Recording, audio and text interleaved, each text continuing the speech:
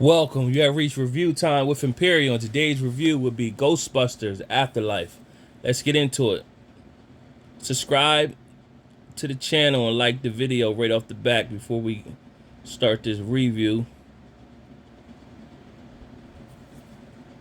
Okay, let's go.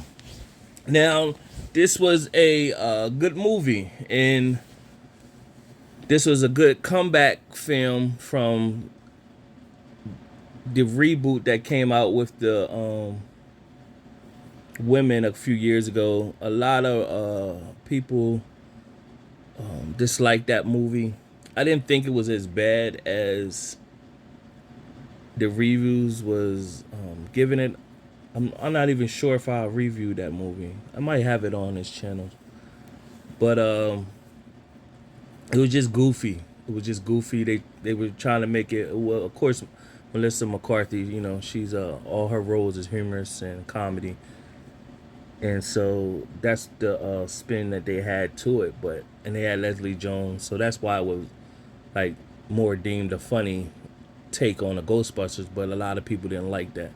So this was the bounce back movie, and this movie was pretty much had some humorous moments, but it was more to take it serious, not being real goofy. And it starts off with the actor who played Egon many years ago. He passed in real life, so but they took his character and pretty much started the film out with him running from a ghost, made it to his house, trying to pick to trap the ghost in, but the lever went open.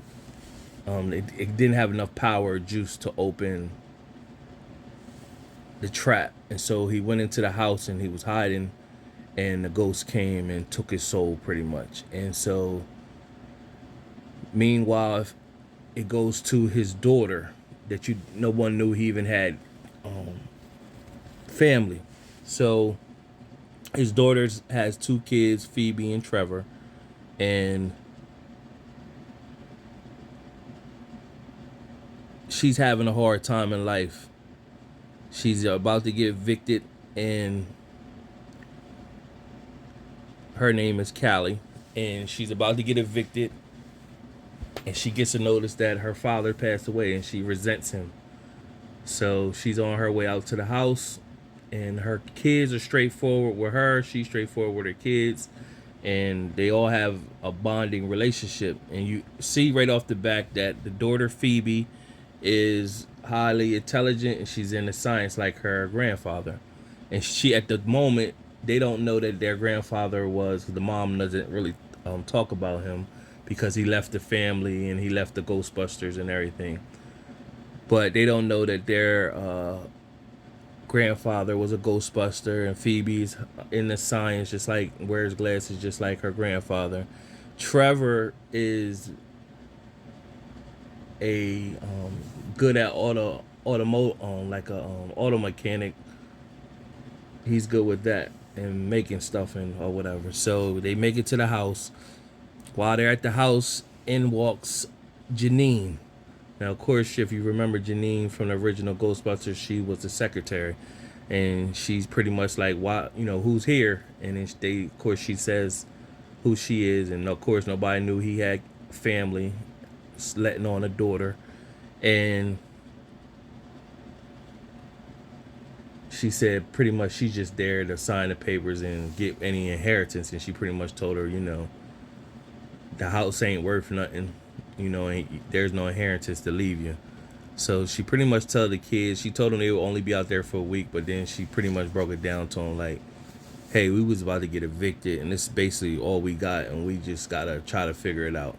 So instantly Trevor, who is 15 years old, he's going to get a job at the local like diner. So it's an old small town, and Phoebe doesn't have any friends. So in this town, hopefully she'll find herself. She's in summer school, and while she's in summer school, she meets a kid named Podcast. He's called Podcast because he runs a podcast, and he befriends her pretty much, and they hit it off right off the back. So now she has a friend. In walks Paul Rudd's character, Mr. Gooberson, and he knows the kids are not into science, so he just giving the kids a movie to watch. And first movie he watches he is an 80s movie, Cujo, and the next movie he have him watching another day is Chucky Child's Play. And so he's in another room, and Phoebe wanders because she's not interested in watching those movies. So she wanders in and sees the science that he's into, and then he start breaking down science to her. But she's able to tell him things about science to show her intelligence. So that's not uncommon. That's not common for a kid to come off like that. So he instantly sees her knowledge. Meanwhile, back at the house, they get home and there's earthquakes happening frequently in the town. They don't know what it is. And so while they're underneath the table, they meaning the mom and the two kids, Phoebe, Trevor, and the mom, Phoebe sees the projector thing that the Ghostbusters use to detect whether it's a spirit in the area. And so she grabs it, and of course, it doesn't come alive until a spirit is around. So she goes upstairs, and of course, in her room, it lights up. Now, she has a chess set in her room, and the chess set gets knocked over. She goes and set it up. And when she wakes up in the morning, one of the pieces is moved. So then she moves a piece like as if she was playing against herself. And then when she came home, it moved again. And so now when she moved this time, the piece knocked her the piece moved in the air. Now of course she's not frightened or nothing. The piece moves in the air and it knocked her piece off, and then the projector lit up. So she goes and grabs the projector, and now the projector is like signaling her to go wander in the house. Now lights are popping on, and she's following it, and everybody is asleep. And so what it does from there, it pushes her in a chair, and it has her in the floor. There's like a puzzle, and she figures out what the puzzle is, and when it opens, it's a trap. And so in the trap, it's the Ghostbuster trap. And so she takes it to Mr. Gooberson, and he basically starts to explain the whole thing about the Ghostbusters back in the 80s and everything about it. And when she sees the videos on YouTube, she sees Egon, and she instantly see that she's familiar, and she finds out that was her grandfather. And she gets upset with the mom because the mom never told her, but the mom is pretty much like, well, it was nothing to tell because he was never around, and he never paid attention to his family, and he left his family, left his friends. So the mom has always resented him. So nevertheless, that's where you see in the trailer, Mr. Gooberson, Paul Rudd, and podcast and Phoebe, they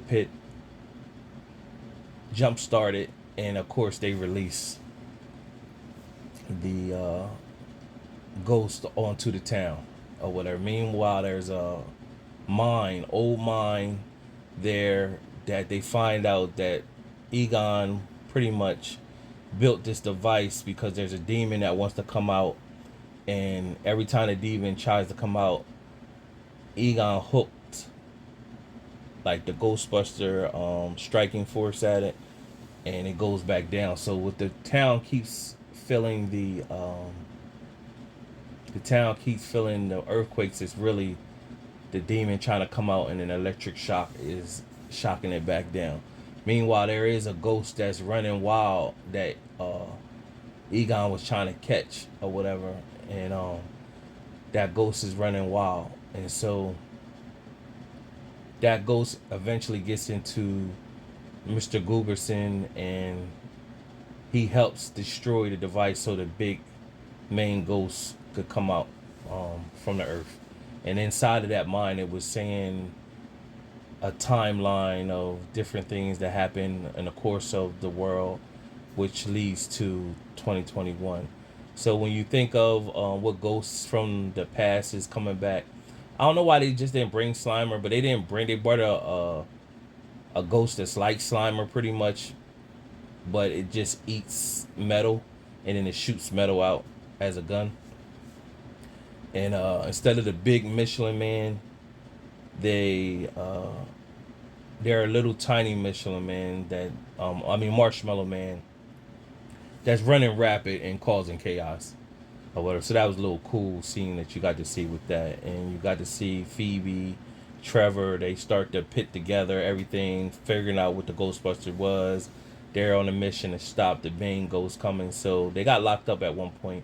In walks Bokeem Woodbine. And I ain't seen him in years, man, in a movie. So shout out to him for getting a role and popping up. And still remember that first movie he popped up with the movie Strap. So he's Sheriff Domingo, and his daughter is cool with Trevor, and so they get locked up. Phoebe instantly said, "Don't I get one call?" So her one call, and he said the punchline, "Who you gonna call?" So he said that, and of course she called Ray, which was one of the Ghostbusters, called him, and he broke down everything that happened with her grandfather Egon, and what happened with the team. Winston blew up. He took off. Peter became a doctor at a university, and he pretty much was left. Really didn't make much of anything. Him and Egon was still going hard after the gang split up when the ghosts slowed down. And then Egon, he said one day he came home and Egon just took everything. And then Egon popped up, pretty much saying, "Hey, the world's gonna come to an end," but nobody would listen to him. And him and Egon pretty much, he passed. When Egon passed, they were beefing. So, long story short, after all the events happen, they make it to the end of the when the end of the movie come and they're fighting the big main ghost or entity rather. All the Ghostbusters show back up: Winston, Peter, and Ray. And when Phoebe is using the ghost gun to shoot the main ghost, it shows the image of her grandfather Egon, his spirit helping her hold it to get the ghost, and then to get the ghost in the trap. And so, of course, it was cool how they used hologram to show the image of Egon, showing him there, and everybody's pretty much apologizing that they didn't listen to him, and it shows him go and touches his granddaughter's hair, and then it shows his daughter crying and looking at him, and she runs up, gives him a hug, and after he gives her a hug, he disappears. So like how they say when a person passes away, if they felt as though they still got more to do on the earth, their spirit lingers. So once he did that and hugged his daughter, he was able to release it, and it shows the spirit going up to heaven. So that's pretty much the end of the movie at that point. And then there's 3 post-credit scenes, and the first one happens directly after the movie ends. It's basically a showing of New York City. After that, it's a mid-credit scene. It's Dr. Peter, played by Bill Murray, and he's in it with a psychiatrist hooked to an electric shock system, and every time he lied, he gets shocked. And he's getting shocked by Dana Barrett, played by Sigourney Weaver. If you remember, she was with the original cast of the original Ghostbusters. And then the last post-credit scene is at the very end of the movie. After all the credits go up, it shows Janine talking with Winston, and he's Dr. Winston now. And he, if you remember in the original Ghostbuster, he was struggling and just looking for a job, but he had tools, he had skills. So it showed he blossomed after that. He took off, built a global company. He was wealthy, and he was paying for a raise business that don't make no money, but he's been paying for that to stay open all these years. And it shows him purchase the old Ghostbuster facility and bring in the old car back and fix it up. But then as it's show moving the elevator glows red. So if anyone remembers from the original Ghostbuster, they used to keep ghosts in that facility. So that's just to leave you to drop off that it could pretty much be a part two of the Ghostbuster Afterlife. Overall, it was a decent film, especially for people who've been following the whole Ghostbusters series. I give this movie out of the 4-star rating system. I give this movie a 3 out of 4 stars. It was a decent film. Not a must watch, but if for people who follow the Ghostbusters series, it was a decent watch. Subscribe to the channel and like the video. Till next time.